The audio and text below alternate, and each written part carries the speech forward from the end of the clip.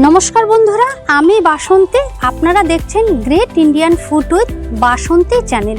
অন্যদিনের মতন আজও আমি একটা নতুন রেসিপি নিয়ে আপনাদের সামনে হাজির হয়েছি। আজকে কিন্তু আমি স্পেশালভাবে একটা আপনাদের রেসিপি দেখাবো, বিরিয়ানির রেসিপি। আর এই বিরিয়ানির রেসিপি কিন্তু সব সময়তেই সুপারহিট। আর যদি হয় দাদা বৌদির বিরিয়ানি, তাহলে তো কোনো কথাই নেই। আর এই দাদা বৌদির বিরিয়ানি কেন এত টেস্ট, সেই সিক্রেটটাই আমি আজকে আপনাদের কাছে তুলে ধরবো। তো চলুন কিভাবে দাদা বৌদির বিরিয়ানি করে সেই রেসিপিটাই আমি আপনাদেরকে দেখাবো। তাহলে চলুন। দাদা বৌদির বিরিয়ানিতে যে মশলাটা দেখা, সেই মশলাটা আপনাদের দেখে দিচ্ছি। এখানে আছে সাজিরা 1 চামচ, মরিচ 1 চামচ, লবঙ্গ আছে 10 পিস, আর এলাচ আছে 10 পিস, আর এখানে আছে দারচিনি 5 টুকরো, জায়ফল আছে হাফ, জয়িত্রী কিছুটা, আর একটা আছে বড় এলাচ। গ্যাসটা আমি ধরিয়ে নিয়েছি আর কড়াইটা আমার হালকা গরম হয়ে গেছে। এবার আমি মশলাটা হালকাভাবে একটু ভেজে নেব। মশলাটা বেশি ভাজার প্রয়োজন নেই, মশলাটা হালকা করে ভেজে নিলেই হবে। আর মশলাটা আমার ভাজা হয়ে গেছে, এবার আমি প্লেটে তুলে রাখবো আর গুঁড়ো করে নেব। আবার আমি কড়াইটা বসিয়ে দিলাম। কড়াইটা আমার গরম হয়ে গেছে, এবার আমি সাদা তেল দিয়ে দিচ্ছি। পরিমাণ মতন সাদা তেল দিয়ে দিলাম। আমি 300 থেকে 350 গ্রাম পেঁয়াজ নিয়েছি। পেঁয়াজটা কুচিয়ে নিয়েছি। এবার পেঁয়াজটা এই সাদা তেলে আমি ফ্রাই করে নেব।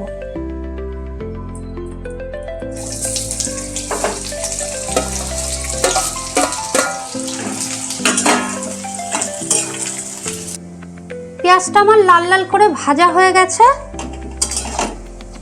খুব সুন্দরভাবে ভাজা হয়ে গেছে, বেরেস্তা হয়ে গেছে।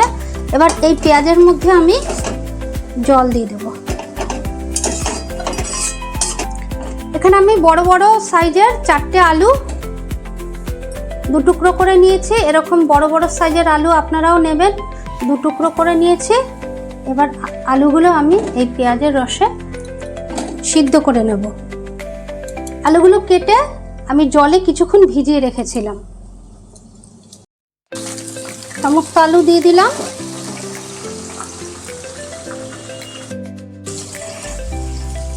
এবার আলুর মধ্যে আমি হলুদ, শুকনো লঙ্কার গুঁড়ো আর নুন দিয়ে দেব। শুকনো লঙ্কার গুঁড়ো 1 চামচ মতো, নুনটা দিচ্ছি 1 চামচ পরিমাণ মতো, আর হলুদটাও দিচ্ছি হাফ চামচ কালারের জন্য। এটাতে আমি জল দিয়ে দেব। হয়ে গেল পেঁয়াজের রস। এই পেঁয়াজের রসে আমার আলুটা সিদ্ধ হবে।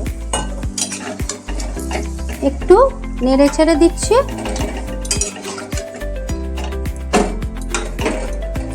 এবার আমি এটা ঢেকে দেব।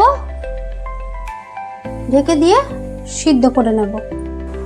মটন বিরিয়ানির জন্য আমি নিয়ে নিয়েছি ইন্ডিয়া গ্রেট বাসমতি রাইস। এই চালটা স্বাদে গন্ধে ভীষণই ভালো, আপনারাও এই চালটা ব্যবহার করতে পারেন। এখানে আমি 600 গ্রাম চাল নিয়ে নিয়েছি। এবার চালটাকে ভালো করে ধুয়ে আমি 40 মিনিটের মতন ভিজিয়ে রাখবো। প্রথমে চালগুলোকে আমি ভালো করে ধুয়ে নেব।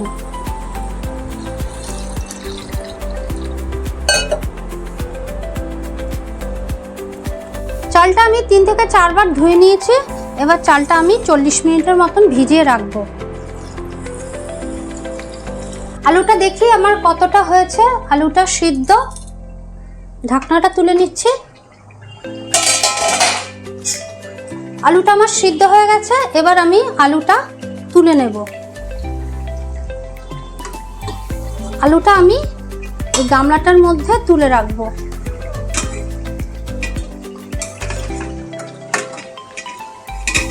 এখানে আমি 500 গ্রাম মটন নিয়েছি।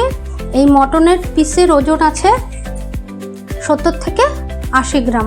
আমি একটু ছোটই নিয়েছি। আর দাদা বৌদির বিরিয়ানিতে তারা 150 থেকে 170 গ্রাম বা 80 গ্রাম এরকমই পিস থাকে। আমি একটু ছোট নিয়ে নিয়েছি।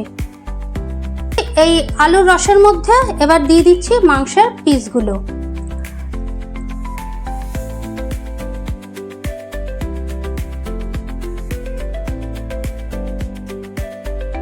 মাংসে দিয়ে দিচ্ছি 1 চামচ লঙ্কার গুঁড়ো, দিয়ে দিচ্ছি 1 চামচ নুন পরিমাণ মতো। এখানে আমি 500 গ্রাম মাংসের জন্য 150 গ্রাম টক দই দিয়ে দিচ্ছি। প্রথমে আমি একটা কাচের বাটি নিয়ে নিলাম। এই বাটিতে আমি দই ছিল। এবার আমি এই বাটির উপর একটা এরকম নেট নিয়ে নিলাম। এবার নেটের উপরে এখানে আমার রসুন আছে 1 চামচ, 2 চামচ, 3 চামচ। 3 চামচ রসুন নিলাম। রসুন নেওয়ার পরে এবার আমি আদা নিয়ে নিচ্ছি। 1 চামচ অলরেডি নিয়ে নিচ্ছি আদা, 2 চামচ, 3 চামচ, আর খুব সামান্য একটু ওই 3 চামচ আদা আর 3 চামচ রসুন নিয়ে নিলাম। এবার আমি এতে কিছুটা জল দিয়ে দেব। জল দিয়ে আমি রসটা বের করে নেব।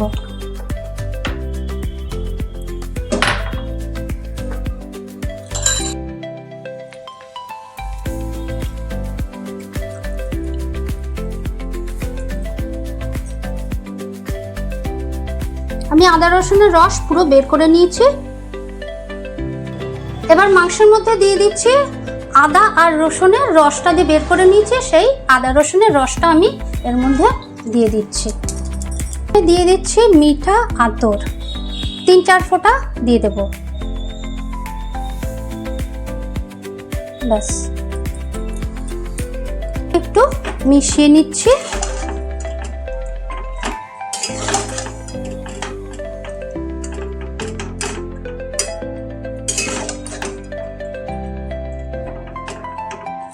পেঁয়াজ আলুর রসের মধ্যে আমি দিয়ে দিলাম আদার রস, রসুনের রস, টক দই, শুকনো লঙ্কার গুঁড়ো, মিঠা আতর, নুন। এটা দিয়ে এবার আমি মাংসটা সিদ্ধ করে নেব। আমি গ্যাসটা নিভিয়ে সব কিছু দিয়েছি, দিয়ে এবার গ্যাসটা ধরিয়ে দিচ্ছি। গ্যাসটা জোর করে দিয়ে আমি এটা ঢেকে দেব। এবার মাংসটা সিদ্ধ হতে থাকুক। 2 চামচ রোজ ওয়াটার দিয়ে দিচ্ছি, 2 চামচ কেওড়া ওয়াটার, আর দিয়ে দিচ্ছি জাফরান। এটা আমি ভিজিয়ে রাখবো।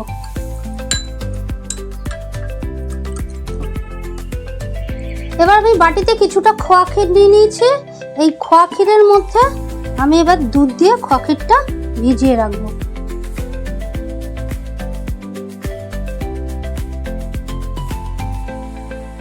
এর মধ্যে দিয়ে দিচ্ছি কিছুটা জাফরান। এই 3টা আমি ভিজিয়ে রাখবো একসাথে মিশিয়ে। মাংসটা আমার সিদ্ধ হয়ে গেছে। এবার আমি গ্যাসটা নিভিয়ে দিচ্ছি।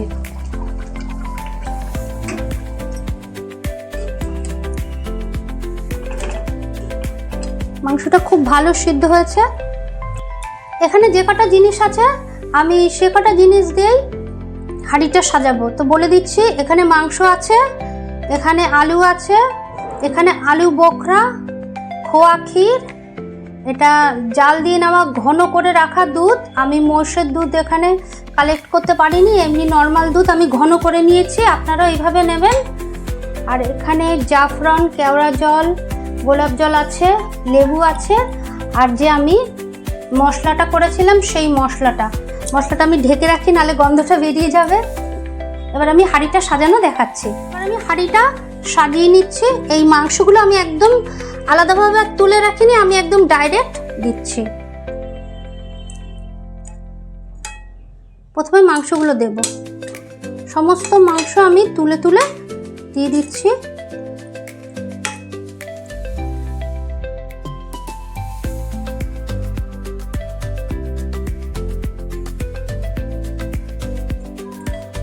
সমস্ত মাংস আমার দেওয়া হয়ে গেছে।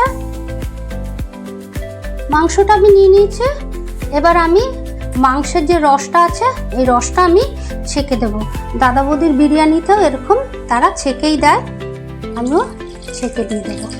ছেঁকে দেওয়ার একটাই কারণ, মাংসের টুকরো যদি থাকে সেই জন্যই ছেঁকে দিতে হয়।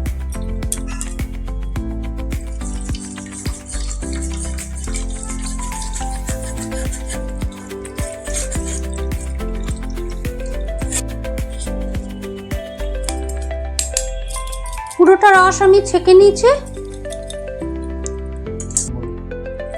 এবার আমি দিয়ে দিচ্ছি হাফ পাতিলেবুর রস।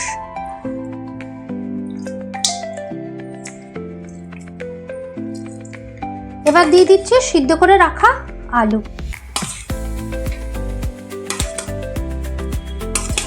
আলুগুলো আমি উপর দিয়ে সাজিয়ে দিচ্ছি, এইভাবে খুব সুন্দরভাবে সাজিয়ে দিতে হবে।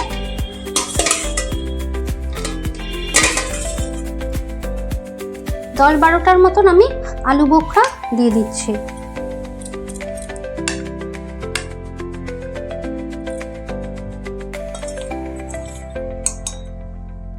দু চামচ গুঁড়ো করে রাখা মশলাটা আমি দিয়ে দিলাম। এবার দিয়ে দিচ্ছি কেওড়া জল, গোলাপ জল আর জাফরান মিশ্রিত জলটা। দেখুন কত সুন্দর হলুদ কালার এসছে।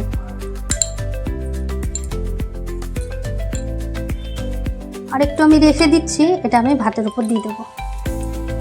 এবার দিয়ে দিচ্ছি খোয়া ক্ষীর। খোয়া ক্ষীরটা আমি গ্রেট করে দেবো। আহা, বিরিয়ানি দারুণ দারুণ, আহা, দেখেই জিভে জল আসছে। পড়ে যাচ্ছে ঘন করে জ্বালিয়ে রাখা দুধ, নর্মাল দুধ। ঘন করে দেবেন আপনারা। বিরিয়ানির হাঁড়িটা আমার রেডি হয়ে গেছে, মাংস সাজিয়ে রেখে দিয়েছি, পুরো কমপ্লিট করে দিয়েছি। এবার আমি রাইসটা করে নেব। প্রথমে গ্যাসটা ধরিয়ে নিলাম। এবার আমি পরিমাণ মতো জলটা দিয়ে দিলাম। এবার জলটা আমি ফুটতে দেব। ঢাকনার উপরে আমি নুন দিয়ে দিচ্ছি পরিমাণ মতো, একটু বেশি হলেও কোনো অসুবিধা নেই। আর দিয়ে দিচ্ছি এলাচ, লবঙ্গ, দারচিনি, গরম মশলা।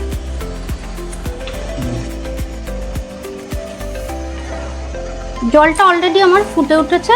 এবার আমি এগুলো দিয়ে দেব।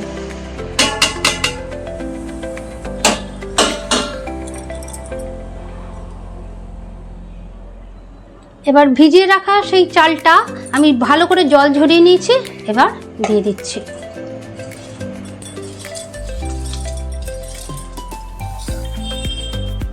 একটু নেড়ে চেড়ে সবকিছু মিশিয়ে দিচ্ছি। ভাতটা আমার 70% হয়ে গেছে। এবার আমি ভাতটা জল ঝরিয়ে নেব।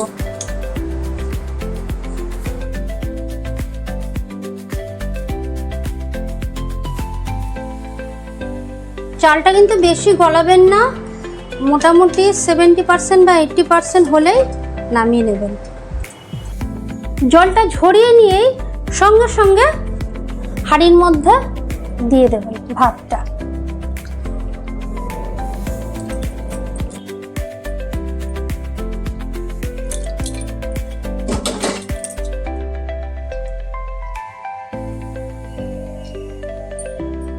দিয়ে দিচ্ছি বিরিয়ানি মশলা।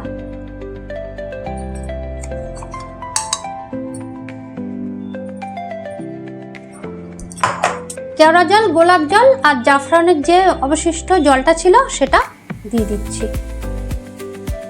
এখানে দুধ, জাফরান আর খোয়া ক্ষীর আমি মিশিয়ে রেখেছিলাম। এবার এটা আমি দিয়ে দেব।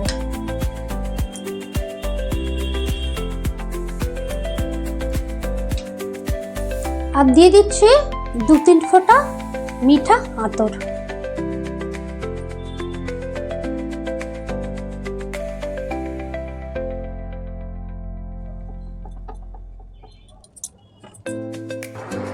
খুব ভালো করে কিন্তু আমি মুখটা সিল করে দিয়েছি।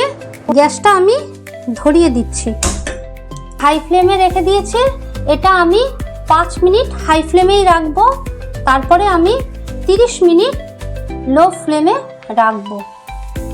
তো ফাইনালি আমার বিরিয়ানি রেডি হয়ে গেছে। এবার আমি হাঁড়িটা খুলে দেখাচ্ছি কেমন হয়েছে।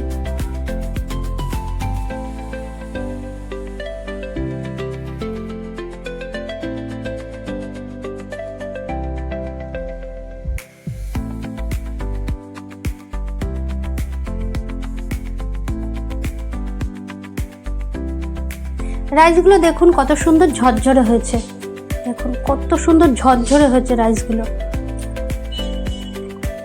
এবার এতে আমি দিয়ে দিচ্ছি ঘি।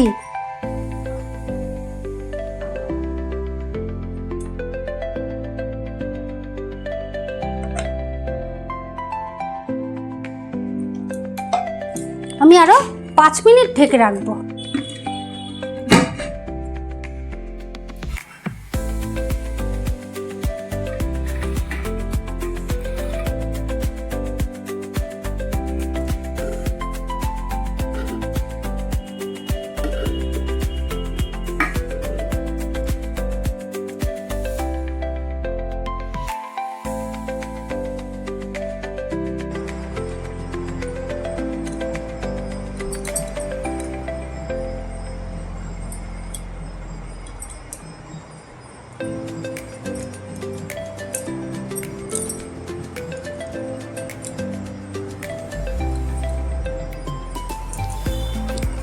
দেখুন চালগুলো কত সুন্দর ঝরঝরে হয়েছে, দেখুন ভাতটা, রাইসটা খুব ভালো ঝরঝরে হয়েছে। আর আলুটাও দেখুন কত সুন্দর, একদম আলুটা দেখুন। আর মাংসটাও দেখুন একদম গলে গেছে, দেখুন কত সুন্দর জুসি।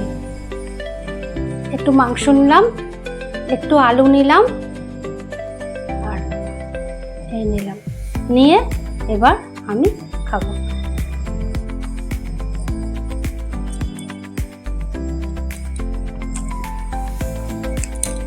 সুপার।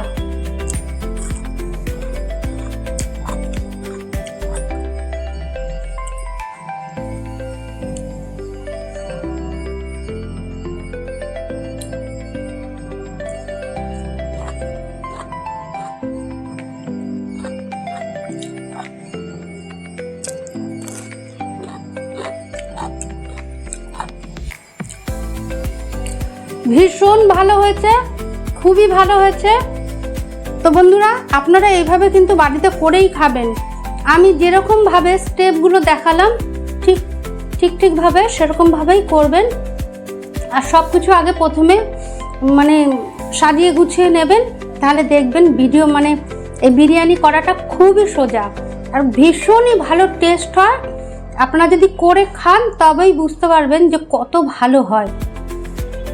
তো আজ এই পর্যন্ত। নতুন বন্ধু আপনারা অবশ্যই কিন্তু সাবস্ক্রাইব করে দেবেন, আর পুরনো বন্ধু আপনারা কিন্তু কমেন্ট করে জানাবেন যে আমার এই রেসিপিটা কেমন লাগলো। তবে আজ এই পর্যন্ত, ভালো থাকুন, সুস্থ থাকুন, অল দ্য বেস্ট।